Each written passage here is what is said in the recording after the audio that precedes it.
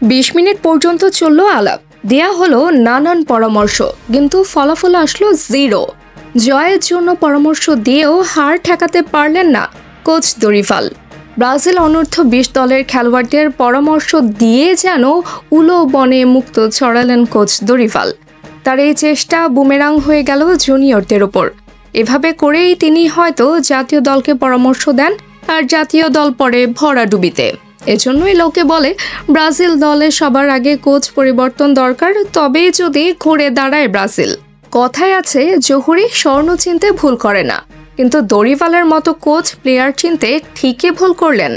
Brazil দল যদি স্বর্ণ হয় তাহলে ভুল জহুরির কারণে নষ্ট হচ্ছে একাধিক স্বর্ণ, যা ব্রাজিল দলের জন্য অপূরণীয় ক্ষতি। হয়তো এই ক্ষতি কাটিয়ে ওঠা সম্ভবই নয়, কেননা একজন অদক্ষ কোচ একটা দলকে কোথায় ডোবাতে পারে তা জলজ্যান্ত উদাহরণ দরিভাল।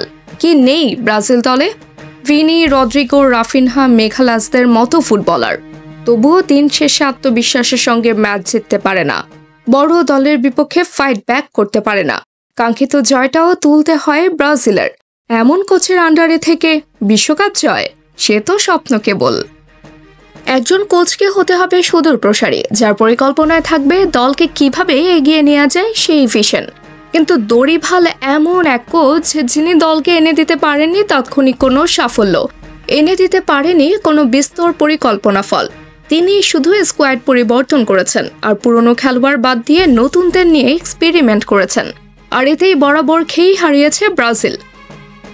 পূর্ণ শক্তির দল হয়েও খর্ব শক্তিতে রূপান্তরিত হয়েছে 5 বারের বিশ্ব চ্যাম্পিয়নরা। এ যেন দরিভালই সব নষ্টের মূল। একথা আপনি মানেন আর নাই মানেন তাতে কিচ্ছু আসে যায় না। দরিভালের হঠকারিতায় ব্রাজিলের এই দশা। যার মধ্যে নেই কোনো বিশেষত্ব, তিনি এখন head coach of Brazil team.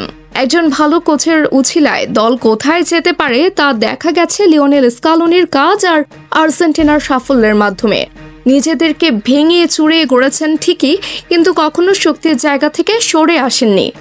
তরুণদের উজ্জীবিত করতে স্কালোনি যা করেছেন তা করতে পারছেন না দরিভাল, যার সবশেষ প্রমাণ ব্রাজিল বনাম আর্জেন্টিনার অনূর্ধ্ব-20 দলের ম্যাচের আগে অনূর্ধ্ব-20 দলের প্লেয়ারদের সাথে প্রায় 20 মিনিটের কম বেশি সময় কথা বলেছেন, পরামর্শ দিয়েছেন।